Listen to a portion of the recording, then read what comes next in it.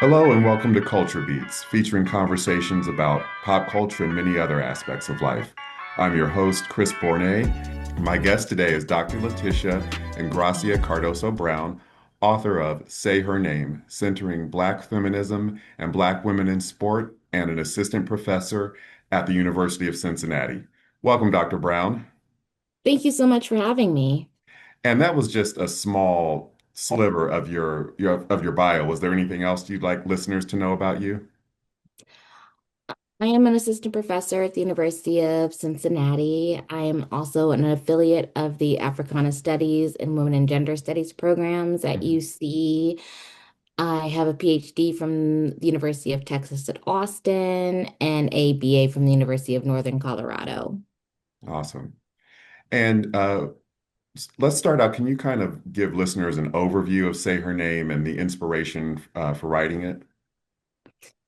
So, Say Her Name is the manifestation of so many works for me, but I think that it draws most heavily from my master's thesis on Black women in sport from the University of Texas.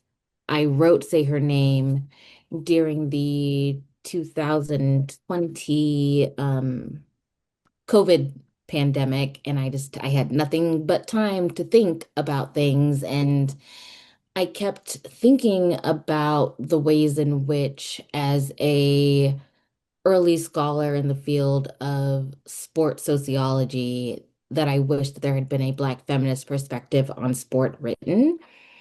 And I thought about the work that I had done as a young scholar on Black women athletes like Caster Semenya from South Africa. And I was thinking a lot about Dominique Dawes and Sha'Carri Richardson. And so Say Her Name to me was the book that, Toni Morrison said, if there's ever a book that you haven't read that you would like to be written, you should write it yourself. And so this for me was that book. Awesome. And the book description says the book delves into topics such as athlete activism, the politics of punishment, and the politics of black hair, fingernails, and fashion. So, can we first start and kind of unpack a little bit athlete activism and how that pertains to Black women athletes? I thought a lot about the athlete activism portion of the book because Mhm. so often when we talk about athlete activists, we hear names like John Carlos and Tommy Smith or Mhm. Colin Kaepernick, and less so about women athletes like Wyoma Tyus, who was the first Olympian to ever win two consecutive gold medals in the 100-meter dash during the 1968 Olympic Games in Mexico City. And when we think about Mexico City, we often think John Carlos and Tommy Smith, but we forget that Wyoma won, and she won it running in black running shorts as her own form of protest, which was something that a lot of people forget, and that she dedicated her medals to Smith and Carlos because of their eventual like expulsion from the Olympic grounds. And there's just been so many Black women that have been involved as athlete activists that I just don't think get elevated as much as their male counterparts. I think often about Colin Kaepernick and how he was, blacklisted from the NFL, but he doesn't get talked about as much as Maya Moore, who was at the peak of her career and left on purpose. Like she wasn't pushed out.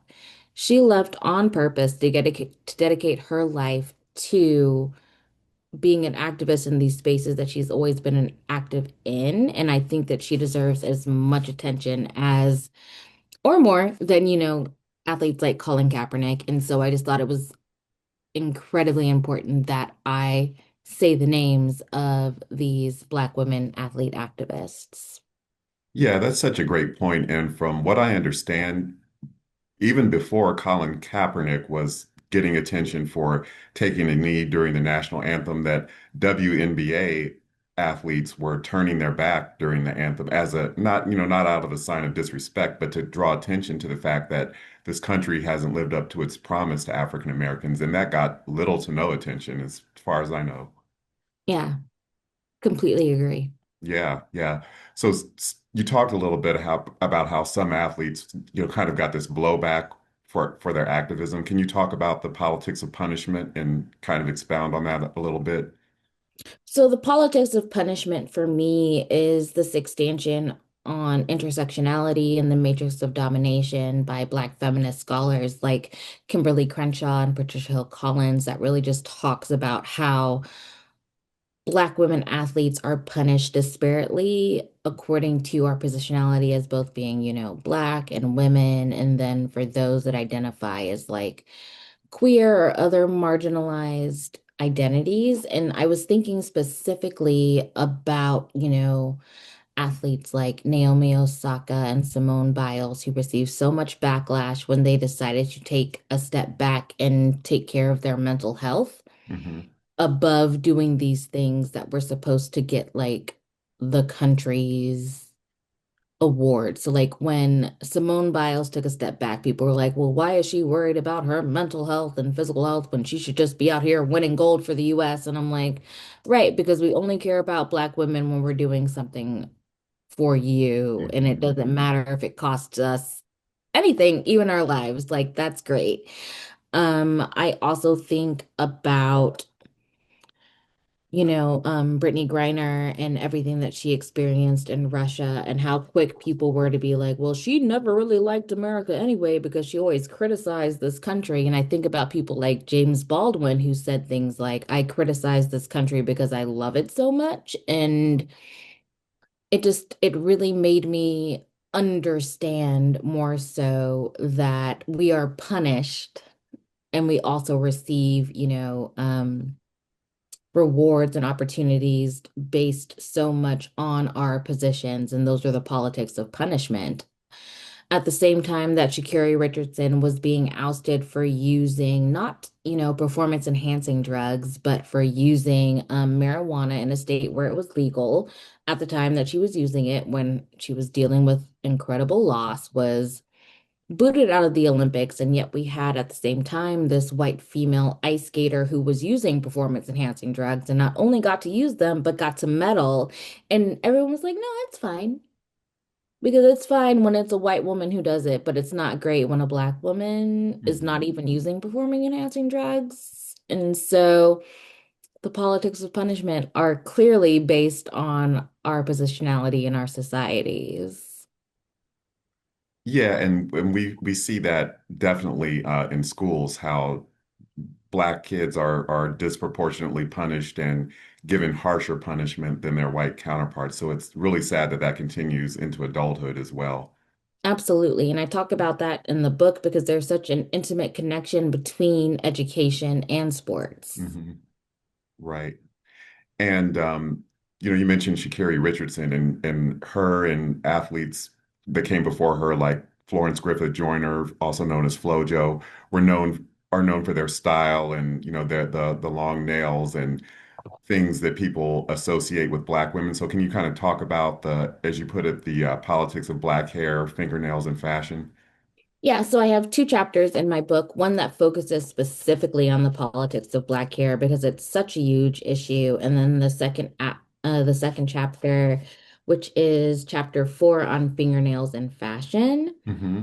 But when I think about the politics of Black hair, I focus specifically on this in chapter 5 of my book on Don't Touch Our Crowns. Like there is a legitimate like law in place that makes it illegal to discriminate against, Black hairstyles, but it's not a law that's in place in every state. It's not a Hmm. law that's been passed in every state. And for those of you who don't know, it's the Crown Act, which is like, creating a respectful environment for, the way that we wear our hair as Black women. And both this and the idea of the fingernails in fashion felt important to me to talk about in a book on sport as a Black girl who grew up in the US and who grew up seeing people like FloJo. I mean, I was literally a baby when she was at the peak of her game, but I remember seeing Venus and Serena wearing beads on this tennis court and thinking to myself, well, now anything is possible.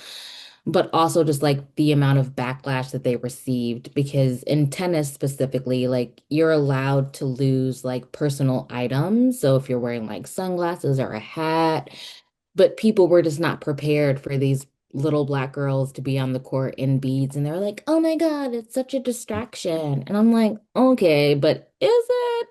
And they're like, "It's a distraction that we never, prepared for." And I'm like, "Well, you didn't have to because you never had black women competing at this level before. So you didn't have to prepare for it, but now you do. So be aware."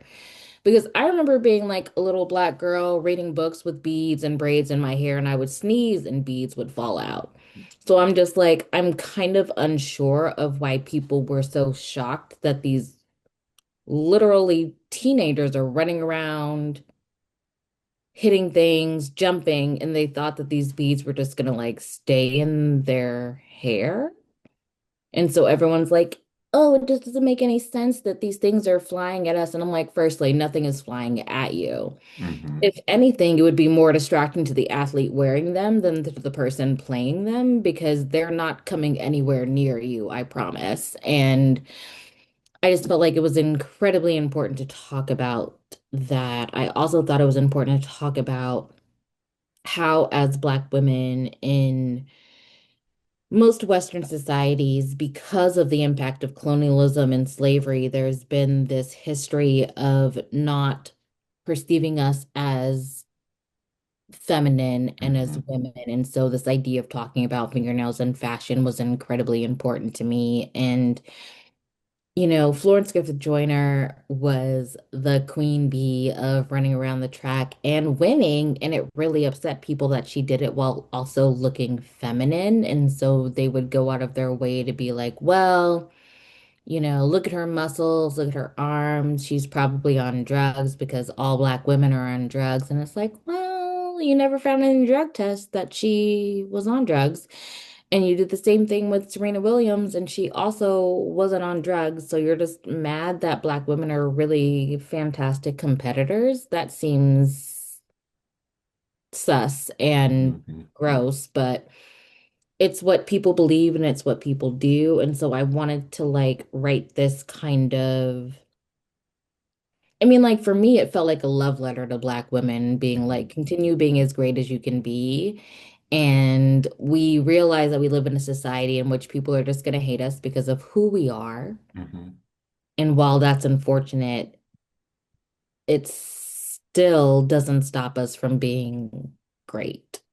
Absolutely. And it's just sad that Black women and Black people in general have to deal with cultural insensitivity in the workplace in general. And some people would think, oh, when you get to be a celebrity athlete, you transcend race or you don't have to deal with those problems. But But you obviously, don't. yeah, And yeah. it's not true. And like, those are some of the things that I talk about in the book. Like, I talk about how women like Serena Williams and Beyonce had all of these horrible complications when it came to Hmm. pregnancy Hmm. because Black women are so little believed about our experiences in the medical field. And I'm like, so it doesn't matter how much money we make, it doesn't matter how much celebrity status we get. At the end of the day, we're still seen as Black women. And because we live in a society that devalues us, we're seen as less than. Yeah. And so many studies have confirmed what you just said, that it doesn't matter your socioeconomic level. When you are Black and you seek medical care, you're just treated in a disparate kind of way. That's been proven by Oh, data, yeah. unfortunately. Yeah. Yeah. So, Dr. Brown, let's talk a little bit about your background and how you became an author and a professor. So, you were born in Denver to an Angolan mother and a Black American father, is that right? Yep, that's me. Yeah. It's still kind of surreal to me. I always knew that I was going to write books. I've loved writing since I could read, and I was like, yeah, one day I'm going to write a book so that I can hold it like all these books that I'm reading. But I never thought that the first book that I wrote would be about sports. Hmm. I never thought that that first book would be Black feminist. When I went to college, initially, I planned on being an aerospace engineering major. Wow. Mainly because I wanted to design something that could get me to space. Like I really had no intention of just like hanging around this planet because I was like, yeah, I can see what's happening here and you're not great. But when I went to school, I was like, oh, I really don't want to build anything. I just love, astronomy and physics from a theoretical kind of position. And I was like, that's not the same thing as being an engineer. And so I changed my major to Africana Studies, mainly because I knew that it would give me the opportunity to learn about histories and languages and mathematics from a position that I hadn't learned in my traditional education because in the US, like we don't really talk much about Black people Mhm, except out of the context of slavery. mhm, And so I got my BA in Africana Studies. I did research on Black women and skin tone bias in the workplace as a senior in college and decided to get a PhD in sociology. A lot of the scholars that I was reading, like Patricia Hill Collins and Margaret L. Hunter, were sociologists. And so I was like, okay, cool. I should also be a sociologist because when you're 19, 20, and people let you make your own decisions about life, that's where you go. mm, mhm, And so I ended up at the University of Texas at Austin, which was the best place that I could have gone without even realizing it. I had an incredible academic mentor in Dr. Benjamin Carrington, who has written on race, sports, and politics. And he really introduced me to the study of sport as a critical area of analysis. And while I appreciated like all of the work that he did on athletes like Jack Johnson and how he kind of was like the archetype of the Black athlete in the US and globally, I kept coming back to this question of like, well, where are the women in mm, your analysis? Like, where are we? Because we too play sports and our experiences are different. And he was like, yeah, that's a good question. You should go figure that out. And I was like, cool. And so I started working on Castor Semenya, the South African athlete who in 2009 won the World Championships in Berlin, Germany, and was met with so much hate and backlash because she didn't fit the mold of what people thought a one woman, two athlete should look like. And I just remember being horrified when Dr. Carrington told me about this young woman because I hadn't, to be honest, heard of her myself. And so I started doing research and thinking about the works that I had read and about scholars like Patricia Hill Collins, who talks about controlling images. And I was like, oh, yeah, so bet they set this young girl up. Like they set her up to kind of be this, oh, she's not a real woman kind of like archetype. And I was like, but she's literally like 18, like she's a kid. And you're asking to see what's in her pants, and none of you thinks that this is a problem because I think it's a problem. And so that began kind of like my entryway into the study of the sociology of sport. And I'm still a Castro Semenya fan. Like I found out during this time and all the research that I was doing that we share a birthday. So I love all oh wow. Capricorns born on January 7th because it's like me, Zora Neale Hurston, Patricia Hill, Castor Semenya, Blue Ivy, like all of the cool people. And so I'm just like, yeah, we need to stand up for our people. Mm, And there's just this huge history within sports specifically that has been constructed as this social space that is a purview of men. And the idea of a woman doing well in this sport is like, well, is she really a woman? And I'm like, seriously? Seriously? Because only men are good at sports. Got it. And I see this and I feel this same narrative with all of the backlash that like trans women athletes have Hmm. received. Like we don't have these same conversations about trans male athletes. Hmm. And I'm like, Hmm. hmm, are we not? Is no one's clock? Okay, cool. And it strikes me as, it doesn't strike me as odd. It seems very on brand with kind Hmm. of the way that our society is set up.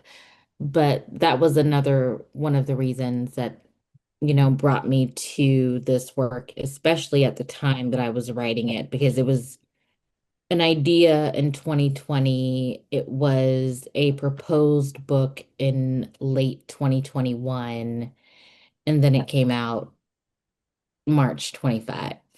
Hmm. What do you think about the visibility of women athletes overall? I mean, you see women like Simone Biles, winning gold medals, but it still seems like society has such a long way to go. I mean, I don't know if WNBA games are even broadcast at least not on a major platform. It just seems like there's as much progress as, women athletes have made. It just seems like society is still lagging so far behind. Society is still lagging behind, and I think the WNBA and like women's basketball in general is a fantastic example. Like Hmm. the March Madness wasn't even something that was considered, across both genders, which I also have an issue with because there are more than two genders, but Hmm. until like the late 2020s. Like March Madness always dignified like men's basketball, even though women were also playing basketball. And a lot of these elite universities better than their male counterparts. I Absolutely. think like specifically about like UConn Hmm. and a couple of other places. So I'm just like, guys, come on. And one of the things that I learned when I was, researching for the book, I like wrote my final chapter and I talked about this athlete, ugh, Lucy Harris, who played basketball at Delta State. And, she was like one of the first Black women to play in the Olympic Games as a US citizen. When she was playing at Delta State, like, she and her teammates were winning more than the boys at her university. And so, like, they got to fly on planes. And I was like, this is so fascinating because now, like, women's teams at universities, at high schools, even at the professional level, get so much less respect than their male counterparts, even when they're doing better. And I was like, but do you see what happens when you pour into the team that's doing better? Because like, yes, they got to fly on chartered flights, they got to do all of these things, and they kept winning and being great and filling the seats. And I was like, so people are always like, no one's gonna pay. And I was like, people were paying to go see these games. So like why we're Hmm. not paying to go see other games makes me kind of suspicious. And so I really loved that kind of like aspect of learning these alternative stories to the things that we've been taught because we're always taught that like women's sports are not profitable, they're not marketable. And I'm like, well, when you invest in them, they are actually quite profitable. And if you give them the attention that you give to men, they would actually be quite marketable, probably more so.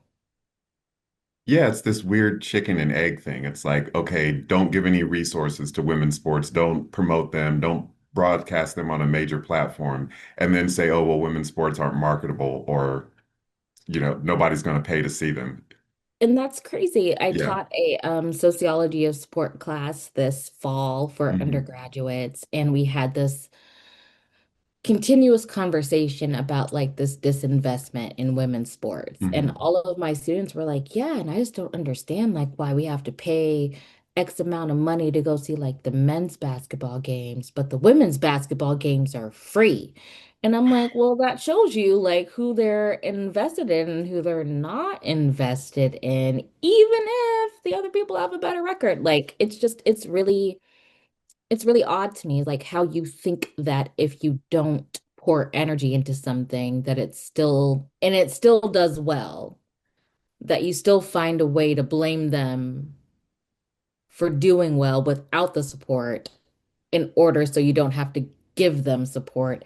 It makes very little sense to me. Yeah, totally.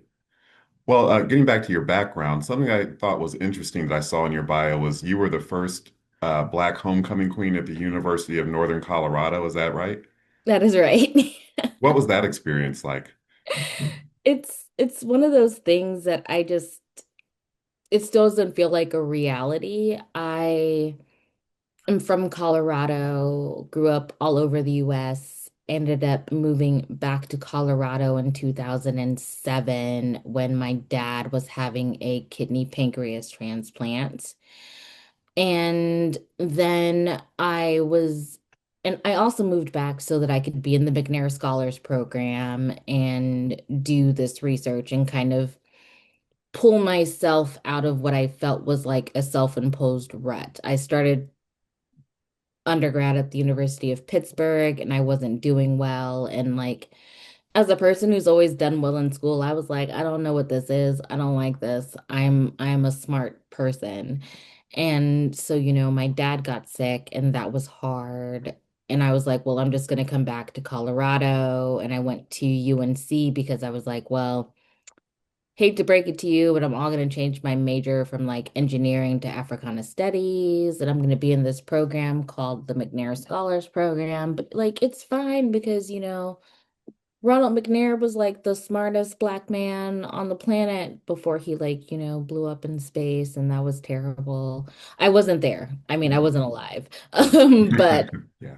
so and I did, and I got into the program, and it was the McNair program that nominated me for homecoming.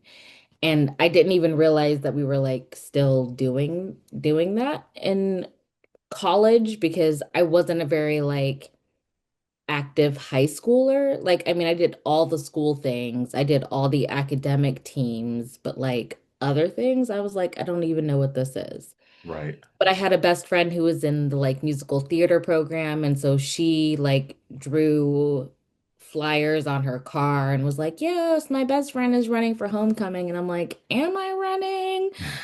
Because like I don't run unless I'm being chased. And it's a predominantly like white institution. It was a PWI, and I was like, Mhm. "There's no way that I'm gonna win this." Like all of the other candidates, including one other Black woman, were in, white sororities. And so I was like, yeah, it's fine. Don't even worry about it. Like I'm not even thinking about this. I'm like, it's a pleasure to be nominated, I guess. I'm just gonna have my best day the other day. Mhm. And then I won and I was like, well, that's crazy. And it was like all of the social justice organizations. I was president of a social justice organization. I was visible on campus, but I was just like, there aren't that many people that look like me here. But apparently, there were enough of us that voted for me, and I became the first Black homecoming queen at the University of Northern Colorado, which was incredible. We had, alumni like Carlotta Lanier, who was the youngest member of the Little Rock Nine, Mhm. and Wellington Webb, who was the first Black mayor of Denver that I got to like meet after this happened. And then I'm like crying because I'm like, I wouldn't even be at this school if you hadn't come to the school and been like great, and I didn't even do anything. But it was a really fantastic, I think, like moment. And the next year, our Black alumni institution had like a February like who's who of like Black history, and they were like, "Who's the first Black homecoming queen?" And I was like, "Oh, I'm a question on Jeopardy. That's cute." And so yeah. Yeah, that's still one of the, I think, better experiences of being a marginalized human on this planet in my life. Yeah, and you were definitely in good company with the trailblazers who came before you. So that's cool that you got to break that barrier. Yeah. And something else I thought was really cool and interesting was you studied abroad in Istanbul, Turkey. How long did you do that? Oh my gosh, I was there for an entire summer and it was one of the best summers of my life. Wow. Like I said, at the University of Northern Colorado, I was an Africana Studies major, and one of my professors, Dr. George June, had been a professor at Boğaziçi University in Istanbul, Turkey. There was a period of time in which James Baldwin had a house in Hmm. Istanbul and was like doing writing. And so they were trying to make a bridge between our two universities. And I remember being asked, like, hey, how would you feel about studying abroad in Turkey? And I was like, hey, my family has no money, but if you can find me the money, I will go anywhere. Because like when you're 20, 21, like why wouldn't you go anywhere? And so partly because I was like homecoming queen and a McNair scholar, met a lot of people like Wellington Webb and Carlotta Lanier who were able to help finance this study abroad trip. And so I was there May, June, July, August, so like 3.5 months. And it was just the most incredible opportunity. I took a course in Turkish and a course in multicultural anthropology because I was getting a minor in anthropology at the University of Northern Colorado. It was just, it was an amazingly beautiful place. The food was fantastic because it's split between, Europe and Asia. Hmm.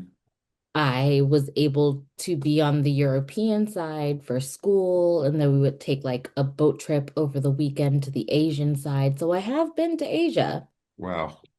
Turkish Asia. It was the most incredible opportunity, and I learned so much about how the world also perceives Black Americans because this was 2009. And this wasn't like my first time out of the US, but it was pretty much my first time as an adult alone outside of the US. And so I learned a lot of things being in Turkey. And, because it's 2009, like Barack Obama is just coming into his like presidency. And so I'd be out on the street and people would say things like they'd be like, "Oh, Obama, Obama," Oh, wow. or like 50 Cent video girl. And I'm like, Oh my God. I'm not either of those. I'm like somewhere in the middle. And I'm not even going to tell you which end of the spectrum I lean more towards. Like, I don't know. But it was a very interesting kind of experience, especially because you could see how they treated African immigrants. Mm-hmm. And for me, being someone who's like, like my mom is an African, but I'm not read as African, and I probably shouldn't be because I grew up here. Like, why would I read as African? I was in Botswana and South Africa this past summer. And when I would tell people that like my mom is Angolan, they'd be like, "Really?" And I was like, "Yeah, yeah, yeah, no, I know. Like it's hard to believe because this looks like straight America face, but like it's not." Which I also find like fascinating because our country doesn't like read us as American people. Exactly. But when we're in other places, like, oh, they definitely know that you're a Black American. Like, they know that you're a Black American rather than a British French Black person. Like, they know. Hmm. So it was a fascinating experience, and I think that it set me up well for things that I would come to understand later in life. So I definitely recommend like study abroad for all college students. Yeah, traveling just really broadens your horizons. And like you said, it gives you a different perspective on the world and Black people's place in the world and how we're treated in different places. Absolutely. Yeah. Absolutely. Yeah. So, Dr. Brown, thank you so much for your work. I would recommend that anyone pick up Say Her Name. It's a really fascinating read, so much important history. And so, I guess my closing question is why is it important to center the stories of, and you use a very specific term, Black girl women, correct? Yes. Why is it important to center the stories of Black girl women when it comes to athletics, especially? Thank you for this question. Say Her Name is a Black feminist manifesto to the study of sport. And so I always come back to, the book by Hull, Scott, Bell, and Smith, and thinking about like all of us are brave, and the subtitle like all the women are white and all the blacks are men. And that's why it's important to focus on Black women, because not all Black people are men and not all the women are white, contrary to popular belief. But in the critical study of sport and society, when we focus on issues of race, we tend to center the experiences of Black men. When we focus on issues of gender, we believe that white women are the archetype. And so I believe that it's important to write about and speak about Black women who are at the intersection of both, because we are not our Black male counterparts. We are not our white women counterparts. And our experiences make the critical study of sport and society more nuanced because it helps us to expand beyond these like binary conceptual beliefs.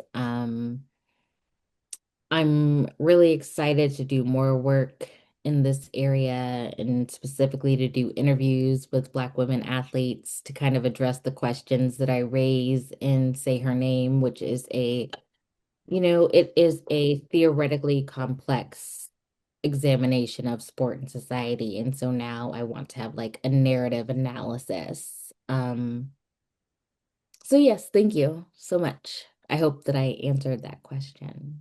Yes, yes. Thank you so much. And again, thank you for your work and for speaking with me. If you like this video, please leave a comment, share it, and subscribe to my channel.